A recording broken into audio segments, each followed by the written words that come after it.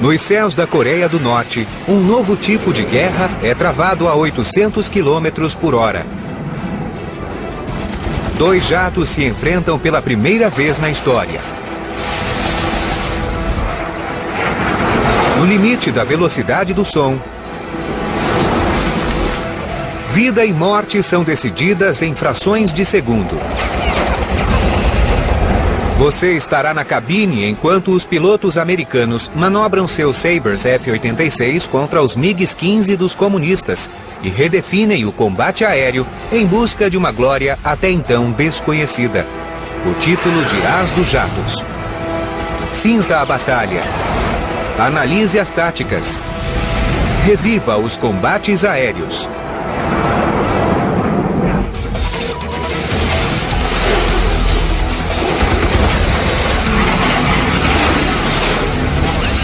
Combates aéreos, jato contra jato. 20 de maio de 1951. Aviões Sabre F-86 americanos rasgam o espaço aéreo inimigo sobre Sinuiju, na Coreia do Norte, a mais de 800 km por hora. O objetivo é simples: atrair os MiGs inimigos para o combate e abater o maior número possível deles. Esses pilotos são pioneiros de uma nova era. O combate aéreo agora é movido a motores a jato. Eles entraram em um ambiente desconhecido, em uma guerra muito difícil. Não era a Segunda Guerra Mundial.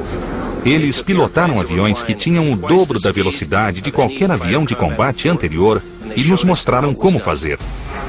James Jebara é o líder de uma esquadrilha de 6 caças. O capitão de 27 anos é um dos melhores. Piloto de Mustang durante a Segunda Guerra Mundial, ele se tornou mestre do combate entre jatos. Com 4 MiG-15 abatidos, falta um para que ele seja o primeiro asa americano da era dos jatos. James estava quase lá. Ele tinha abatido 4 MiGs. A Força Aérea precisava desesperadamente de um as, e ele era capaz disso. Depois de minutos no território inimigo, ele terá a chance. 50 MiG-15 atravessam o rio Yalu para enfrentar os americanos. James ejeta os tanques para aumentar a eficiência do caça em combate. Mas há um problema. Apenas um dos tanques se desprendeu. O avião sacudiu no movimento assimétrico. Ele deve ter batido a cabeça no teto e não conseguia controlar o avião. Os pinos que prendem os tanques à asa congelaram, um problema comum nos céus frios da Coreia do Norte. O regulamento determina que ele retorne à base. Ele pôs as 2 mãos no manche, estabilizou e restabeleceu o controle. E num curtíssimo espaço de tempo teve de tomar aquela decisão crítica. Ainda posso combater com este avião? Ele pôs na balança seu bom senso e sua agressividade, e a agressividade venceu. James e o restante dos americanos avançam à direita contra os inimigos. Aproximando-se frontalmente, os caças voam a mais de 500 metros por segundo. A essa velocidade, é quase impossível conseguir uma mira precisa.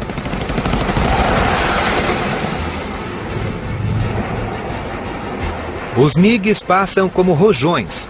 James gira o manche à esquerda para persegui-los.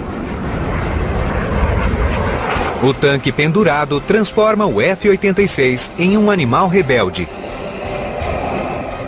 Ele devia estar exercendo uma força de 15 a 20 quilos sobre o manche, tentando controlar o caça enquanto tomava a dianteira. O piloto de apoio, Salvatore Kemp, avisa que há mais 3 MiGs em perseguição. Os MiGs estão aqui, com vantagem de 160 km por hora obtida no mergulho. James e Salvatore estão aqui e têm uma fração de segundo para reagir. Os MiGs avançam. James sobe para a direita. Ele usa a velocidade de mergulho dos MiGs contra eles, forçando uma ultrapassagem. A subida de James para a direita fez 2 MiGs passar direto e continuar a trajetória. Um MiG, por um motivo qualquer, decidiu virar à esquerda, expondo a barriga para James. James pressiona. Ele manobra o avião à esquerda e persegue o inimigo. Aquilo era sinal de um bom piloto, e de um bom piloto na nova era dos jatos. As coisas aconteciam com extrema velocidade e quem conseguia se antecipar aos fatos se saía melhor. O MiG continua mergulhando para a esquerda. James puxa o manche para continuar no encalço.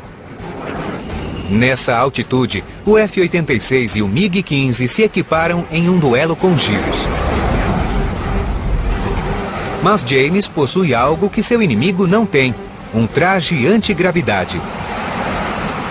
É uma invenção da Segunda Guerra Mundial que foi aperfeiçoada para os combates aéreos na era dos jatos.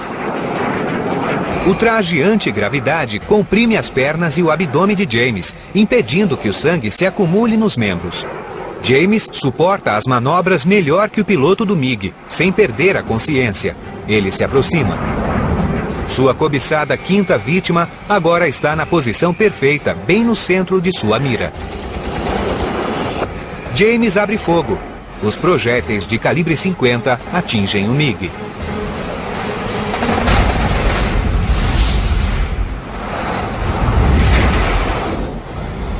O piloto se ejeta. Segundos depois, o avião explode.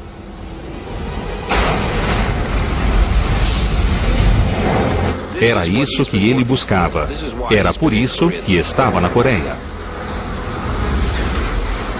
Ele deve ter ficado exultante. A baixa é confirmada. Os Estados Unidos têm seu primeiro as dos jatos.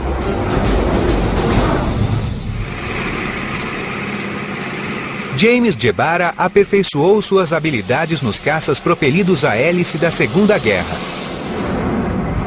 Depois da guerra, ele foi um dos primeiros americanos a pilotar a nova geração de aeronaves de combate, os caças a jato. No motor a jato, o ar é coletado e comprimido em uma câmara de combustão, onde o combustível é colocado e inflamado.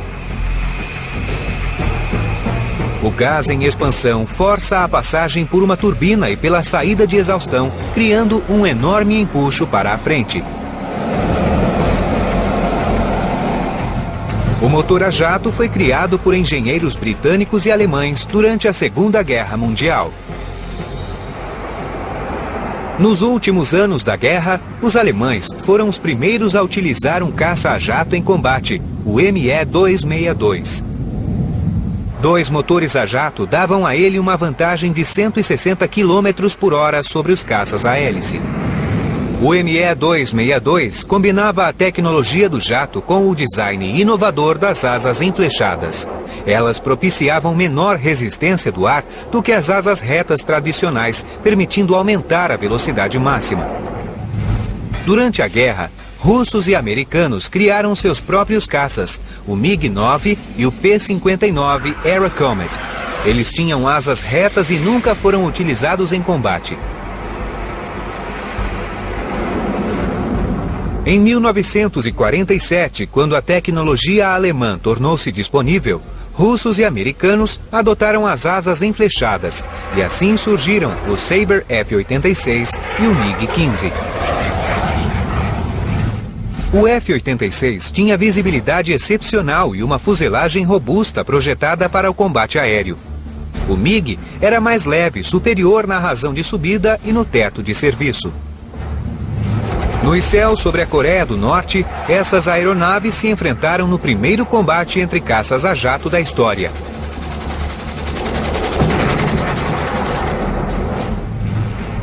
20 de maio de 1951. Após 6 meses de combates aéreos, James Gebara acabara de se tornar o primeiro asa americano dos jatos. Mas a batalha continua sendo travada acima dele. Ele nunca pensou em parar e voltar para a base, só porque tinha se tornado um as. Seu trabalho na Coreia era derrubar os MiGs. James leva o Sabre a 6.000 metros. Seu piloto de apoio não está à vista. Com um tanque preso e sem cobertura, ele enfrenta 2 ataques.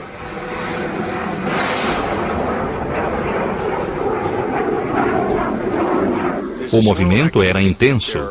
Tinha vários MiGs e Sabres no ar. Ele olhou e viu 6 MiGs acima dele. Imediatamente, ele se preparou para atacar como deveria. E foi direto para o caça à sua frente. E era isso que devia fazer, pegar um a um.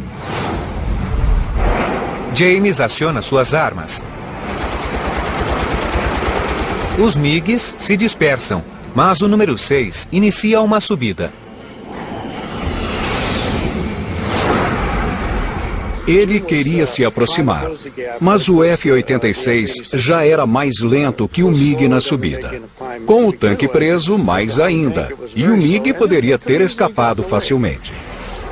Mas o piloto do MiG comete um erro fatal ao mergulhar para a esquerda.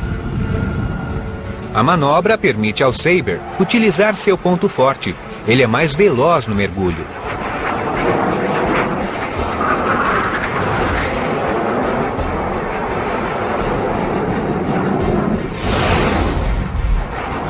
James faz a mira e puxa o gatilho, destruindo o motor do inimigo.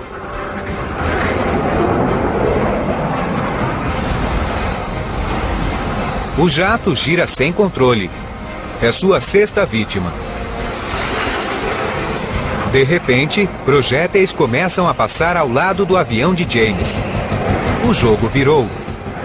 Os MiGs se aproximam por trás para vingar o colega abatido.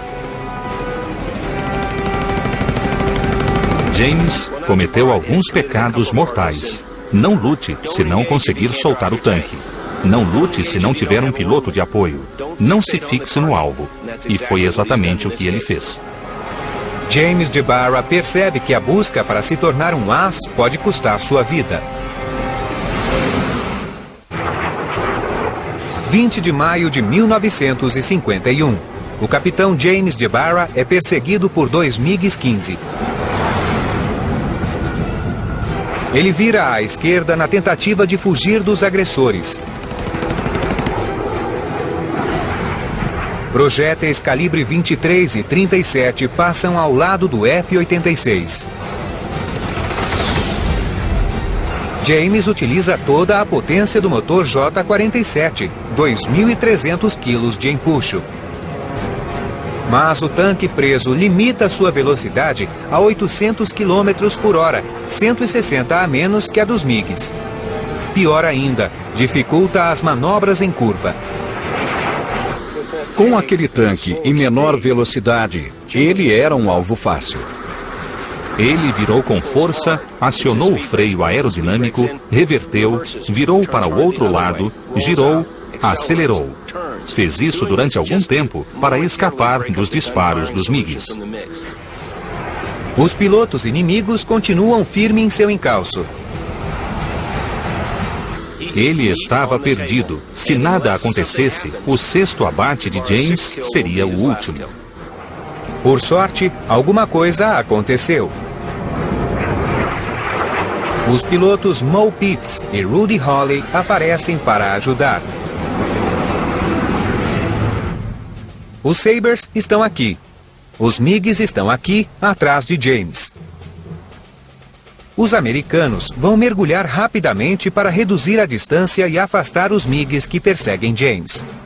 Na velocidade em questão, eles têm poucos segundos para alcançar o objetivo. Os dois se posicionaram atrás dos MiGs. Um dos MiGs se afastou. Mas o líder da esquadrilha não queria desistir. O líder dos MiGs se prepara para atacar, mas Rudy está em posição. As metralhadoras M3 são acionadas. Soltando fumaça, o MiG segue para casa. O ataque americano deu certo. Rudy e Mo escoltam James no trajeto até a base.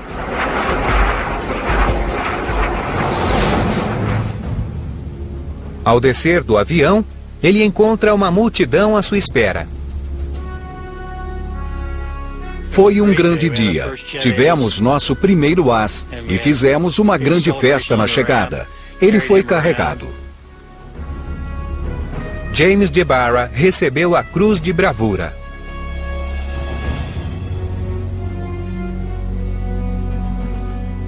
Após 123 missões, ele voltou para casa e foi recebido como herói.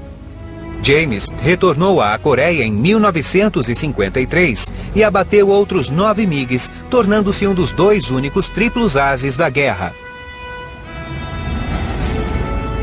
James foi o primeiro as da Força Aérea Americana. E esse foi um grande efeito e um enorme triunfo. Ele foi o primeiro de muitos durante aquela guerra. Ele abriu o caminho. O feito histórico serve de exemplo para todos os pilotos americanos na Coreia. A cada nova missão, os pilotos ansiavam pelo encontro com o inimigo. Ninguém poderia ser mais o primeiro as, mas com um pouco de sorte, um deles seria o segundo. O primeiro-tenente Ruth Gibson era um desses homens. Eu mal podia esperar. Estava pronto para lutar. Treinei 6 anos para fazer aquilo. 18 de junho de 1951. Menos de um mês depois de James Jebara se tornar o primeiro as, Ruth Gibson segue para a Coreia do Norte em uma patrulha aérea.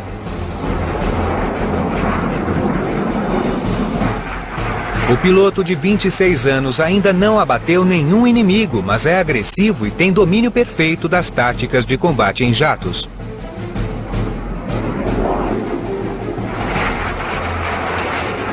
Eu já pilotava jatos há muito tempo e tinha muita experiência na simulação de combates aéreos. Eu sabia que era capaz de derrubar qualquer avião.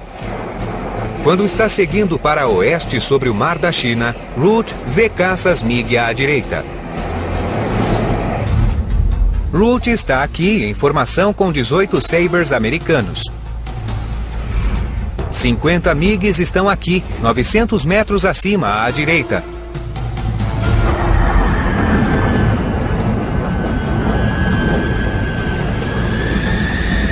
Como tem teto de serviço mais alto, os MiGs podem escolher onde e quando lutar.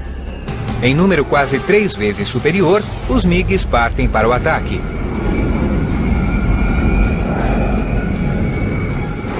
Os americanos viram para atacar o inimigo de frente. Ruth acelera. Seu Sabre percorre 1 quilômetro a cada 4 segundos. Os jatos se encontram em um piscar de olhos.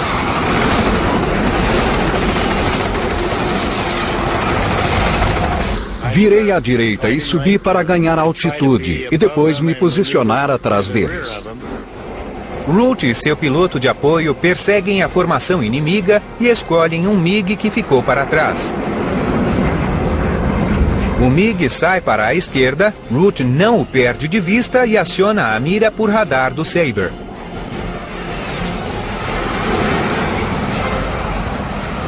Um radar no nariz calcula a distância e a mira determina o momento para acertar os projéteis no alvo.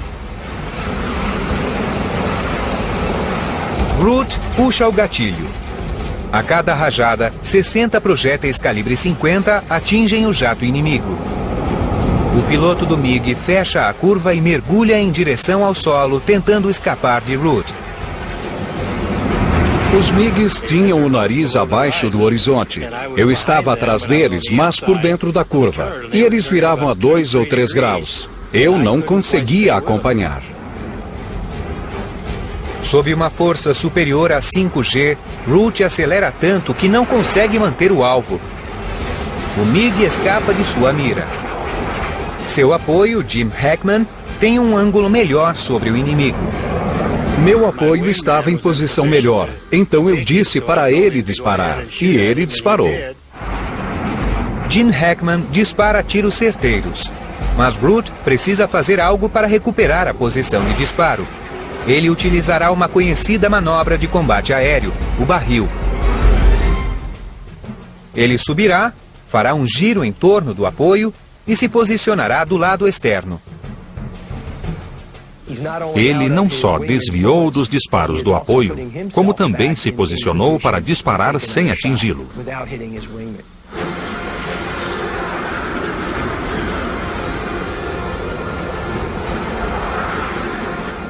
Eu me posicionei atrás deles e acertei uns bons disparos.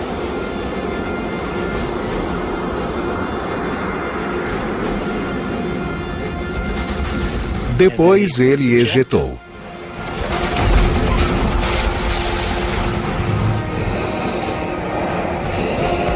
Inimigo abatido. Como Jim causou os maiores danos, o crédito é dele. Ele fez a escolha certa.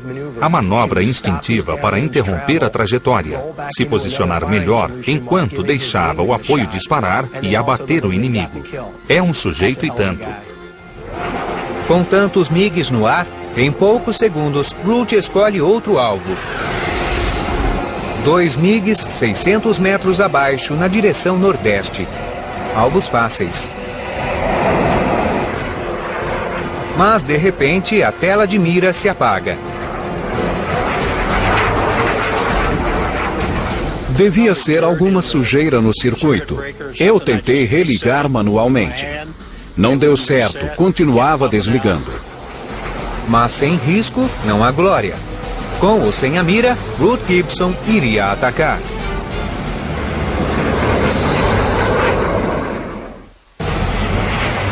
18 de junho de 1951. Em um combate aéreo entre jatos, Root Gibson viu um MiG-15 cair em chamas. Agora, ele está pronto para atacar outros 2. Os jatos inimigos estão aqui. Root e seu apoio estão aqui. Ele tem 2 opções. Pode iniciar um mergulho, mas talvez ultrapasse os alvos. A melhor opção é fazer um giro. A manobra o colocará bem atrás dos MiGs. Root sobe, iniciando a manobra. Eles giram, perdem altitude e saem logo atrás dos MiGs, em posição perfeita para disparar.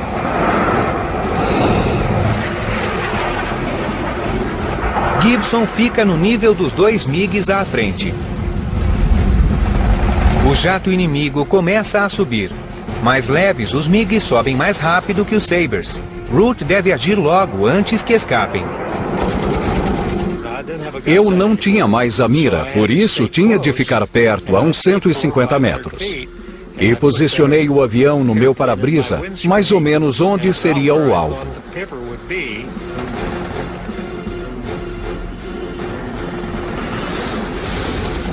Ele era experiente. Não precisava de radar para saber onde posicionar o alvo. Ele sabia a que tamanho o MiG deveria ter no para-brisa para estar na distância de disparo. Gibson dispara 2 rajadas certeiras no jato inimigo. O piloto do MiG se ejeta no momento em que as asas do avião são arrancadas. É a primeira vitória oficial de Root Gibson. Enquanto o avião inimigo cai, Root vê seu comandante, o tenente-coronel Ben Emmert, abaixo dele, pouco adiante. Ele persegue um MiG, mas não está só. Há outro MiG atrás dele, se aproximando para atacar. Ele só via o MiG da frente. E eu o chamei e avisei que tinha outro MiG atrás dele, mas que eu cuidaria disso. Root age rapidamente. Mais uma vez, ele gira para a direita. Assim, ele fica logo atrás do MiG.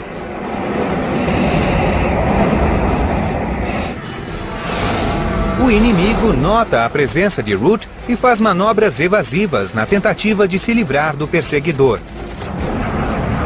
Ele virou para a esquerda e baixou o nariz a 3 ou 4 graus do horizonte. Eu continuei atrás. Ele voltou para a direita e me ajudou a manter a posição, e disparei mais 2 boas rajadas. o MiG irrompe em chamas.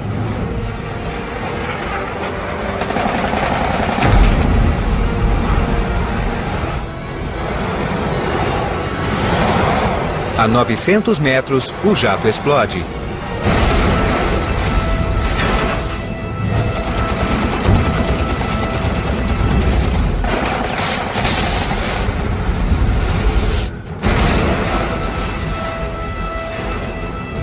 Em poucos minutos, 3 MiGs foram abatidos.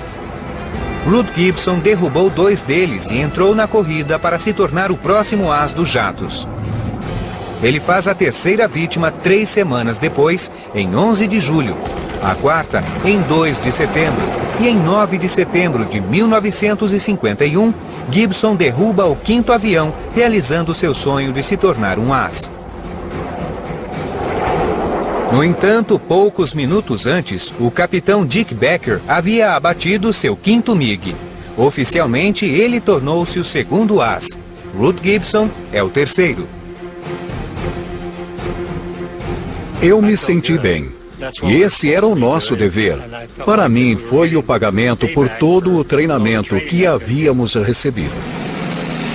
Os primeiros ases dos jatos usavam os mesmos princípios de combate aéreo criados para os caças com motor a pistão da Segunda Guerra. Mas as técnicas e táticas foram adaptadas à nova realidade dos combates a jato em velocidades e altitudes maiores. O consumo de combustível tornou-se fator primordial nos combates aéreos durante a Guerra da Coreia. Em vez das grandes formações de aeronaves da Segunda Guerra, esquadrilhas de Sabre patrulhavam periodicamente a zona de combate visando a otimizar os recursos.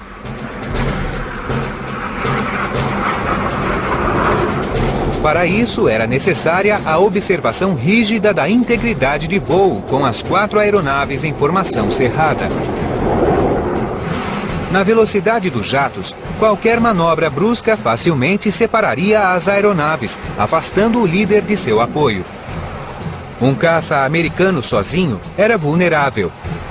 Se alguém ficasse isolado, a orientação era seguir para o sul. Poucas semanas antes do fim da guerra aérea, o capitão Ralph Parr, de 28 anos, enfrentou essa situação em um dos mais dramáticos combates aéreos da nova era dos jatos. 7 de junho de 1953. 30 quilômetros ao sul do rio Yalu, Sabres americanos sobrevoam a região a 13 mil metros, procurando aeronaves inimigas.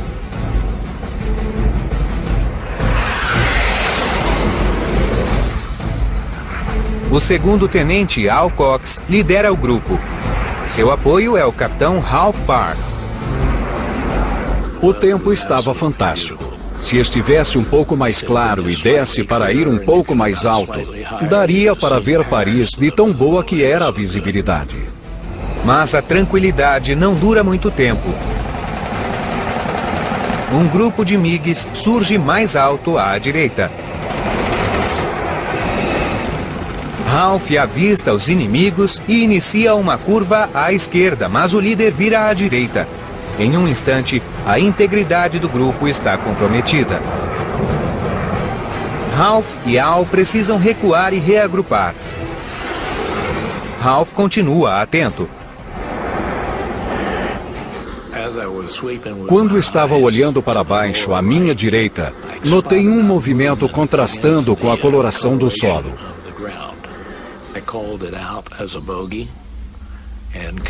Avisei Al, mas ele não viu nada. Eu tinha de dar cobertura. O MiG segue na direção oposta, muito abaixo, no nível da copa das árvores. É a primeira chance de Ralph de abater um inimigo. Ele mergulha para interceptar o MiG. Na manobra, Ralph irá mergulhar, reverter a direção e sair atrás do MiG. A velocidade que o jato ganhará na descida permitirá encurtar a distância do inimigo. Ralph inicia a manobra e acelera o avião. O movimento é tão repentino que Al não vê para onde ele foi. Ele me chamou e disse: "Perdi você. Para onde você foi?"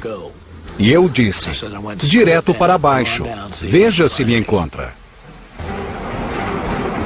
Ele rapidamente ultrapassa 1.100 km por hora, perto da barreira do som. Não é difícil um Sabre atingir essa velocidade em um mergulho, mas seus controles de voo não são adequados para lidar com essa situação. O F-86 surgiu no momento em que rompíamos a barreira do som e começávamos a entender o que acontecia quando um avião se tornava supersônico. E no mergulho próximo à velocidade supersônica, as superfícies de controle de voo não respondiam tão bem e o piloto podia não recuperar o controle. Ralph sabe que o Sabre precisa de 4.400 metros para sair de um mergulho vertical, mas ele já está abaixo de 3.000 metros. Na nova era dos jatos, as coisas fugiam ao controle. A velocidade aumentava e não havia como dissipá-la, porque não havia controle para reduzir a velocidade do avião naquele momento. Ele estava indo em direção ao solo a mais de 1.000 km por hora e estava prestes a morrer.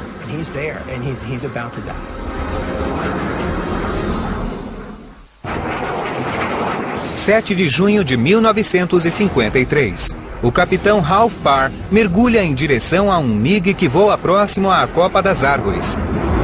No momento, a maior preocupação não é o inimigo, mas o solo que se aproxima a 300 metros por segundo.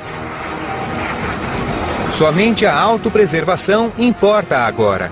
Ralph puxa o manche com toda a força e grita para evitar um desmaio. A força de 9G faz inflar o traje antigravidade, apertando o abdômen e as pernas. Por um instante, seu corpo pesa 600 quilos. De repente, percebi que não estava respirando.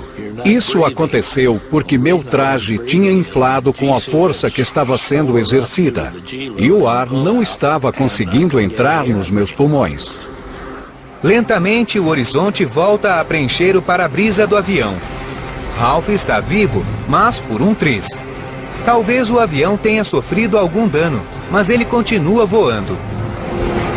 O MiG agora está diretamente à frente, ainda muito próximo ao solo. Ralph se aproxima rapidamente. Então, uma surpresa desagradável. Olhei para frente e vi uma aeronave. No instante seguinte, vi 2. Depois 4. Aí surgiram mais 4. E as 4 viraram 8. Ralph descobre que há 16 inimigos por perto. Ele está sozinho. As táticas usuais não se aplicam. Ele terá de contar com sua habilidade e coragem para sair com vida. Ele avista o líder dos 8 MiGs à frente. Decidi pegar o líder porque ele era o mais experiente. Isso ia deixar os outros desorientados, e não o contrário. Aproveitando-se da vantagem de 160 km por hora adquirida durante o mergulho, Ralph rapidamente reduz a distância entre eles para 900 metros. Ele puxa o gatilho e os MiGs fogem. O líder dos MiGs começa a subir e vira à direita. Ralph se esforça para continuar atrás dele. Com o efeito da força G, é uma tarefa muito difícil combater nessa velocidade. O peso vai de 85 para 600 quilos numa fração de segundo. E suportar um peso de 600 quilos por 30 segundos é inacreditável. Ralph luta para manter a cabeça erguida e os olhos abertos. Eu estava suportando mais de 9G. E a luz na minha mira, a grade e o alvo apagaram. Foi um fusível queimado ou um disjuntor que travou. Não é surpresa diante dos esforços aos quais o Sabre foi submetido nos últimos 60 segundos. Foi irritante. Eu queria usar a mira. Dependia daquilo. Precisava dela. E de repente desligou. Mas não há tempo para lamentar. Ralph está prestes a alcançar o MiG. O maior erro seria ultrapassá-lo. Ele corta a aceleração, aciona os freios aerodinâmicos e manobra para perder velocidade. Para não ultrapassar, eu fui pela esquerda e fiquei lado a lado com ele. Ficamos praticamente juntos desse jeito. O piloto do MiG reage à manobra de Ralph. Ele é experiente. Os dois jatos iniciam um incrível balé aéreo, girando no ar a pouco mais de 150 metros do solo. A manobra é conhecida. O objetivo é criar um ângulo de disparo fazendo o inimigo passar à frente. A única forma de fazer isso é reduzindo a velocidade à mínima possível para um voo sustentável. Eu enxergava dentro da cabine. Vi os pés dele. Dava até para ver o cadarço da bota. Ralph controla a aeronave com um mínimo de aceleração. O MiG faz o mesmo. Eles administram a energia magistralmente. O segredo é a coordenação. Alguém vai cometer um erro. É o piloto do MiG. Ele acelera um pouco a mais e passa à frente de Ralph. Eu pensei, isso vai te custar caro. E mantive o controle, tentando ficar atrás dele. A outra coisa que pensei foi, vou acertá-lo. O momento é de máxima tensão. O nariz do Sabre está a centímetros da cauda do MiG. Mas está perto demais. O F-86 é atingido violentamente pela exaustão do jato. Um novo risco na nova era. Ralph controla o avião, reduz a potência e se afasta. Eu apertei o gatilho. Acertei. Ele desviou para o lado. Eu colei nele e fiquei firme. Mas o piloto do MiG não está disposto a jogar a toalha. Ele girou para baixo e me pegou de surpresa. Eu não estava esperando. O MiG faz um giro para mudar de direção, tentando recuperar a vantagem e manter Ralph Parr à distância. Ralph continua colado, mas precisa evitar a exaustão do MiG.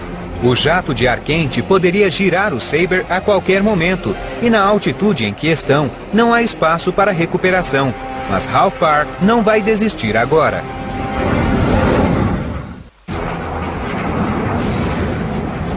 7 de junho de 1953. O piloto do Sabre F-86 Ralph Parr está perseguindo um MiG-15.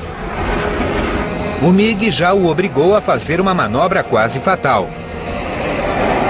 Enquanto eu o seguia, ele começou a fazer a mesma manobra. E dessa vez eu pensei, você não vai me pegar. Ralph irá subir e girar. É uma manobra ousada para ficar em posição de disparo, sem o risco de se aproximar do rastro do jato. Eu subi e fiquei esperando. Quando ele surgiu abaixo de mim e ficou bem na minha frente, aí eu disparei. O MiG imediatamente irrompe em chamas.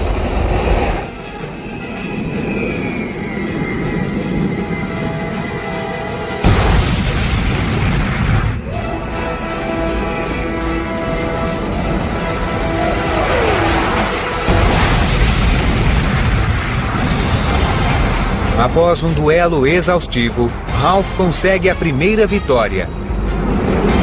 Mas não há tempo para comemorar. Uma rápida olhada à esquerda e ele percebe a aproximação de outros MiGs. Ralph aumenta a potência e vira o manche à esquerda. O Sabre responde imediatamente. Disparos passam muito perto da cauda do avião. Os MiGs tentam ficar atrás dele, mas estão velozes demais. O primeiro MiG o ultrapassa, seguido pelo segundo e pelo terceiro.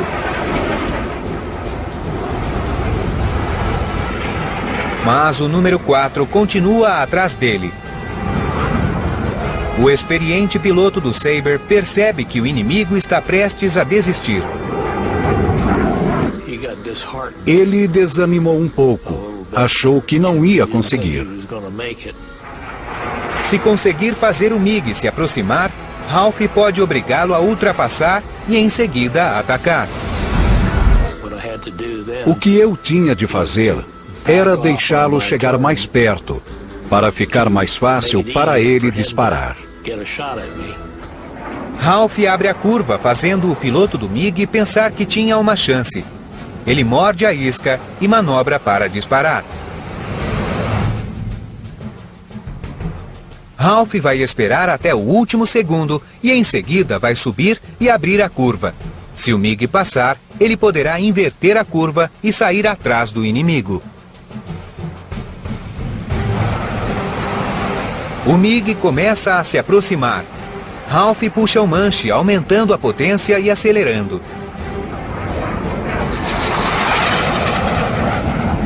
O MiG passa reto. Ralph faz a volta e sai atrás do alvo.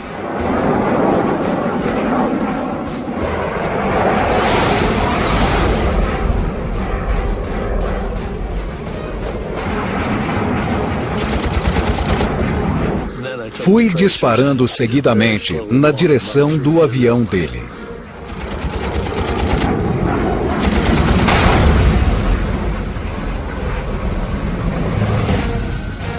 É a segunda vitória de Ralph Parr.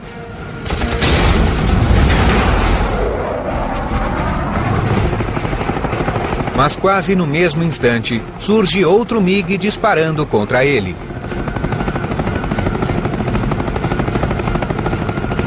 Mais uma vez, Ralph inicia uma curva para obrigar o inimigo a ultrapassar. O MiG-15 segue a trajetória rápido demais para duelar. O MiG sobe para se reagrupar com os colegas e recuar. Durante 8 minutos de combate entre jatos, Ralph Parr enfrentou 16 MiGs e derrubou 2.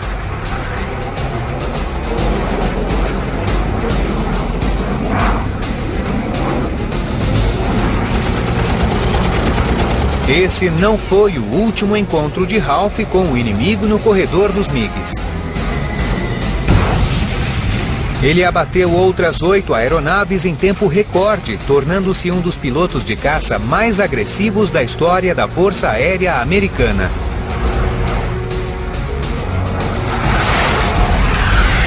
Ralph Parr e James Jebara foram 2 dos únicos 11 pilotos a obter mais de 10 vitórias na Guerra da Coreia.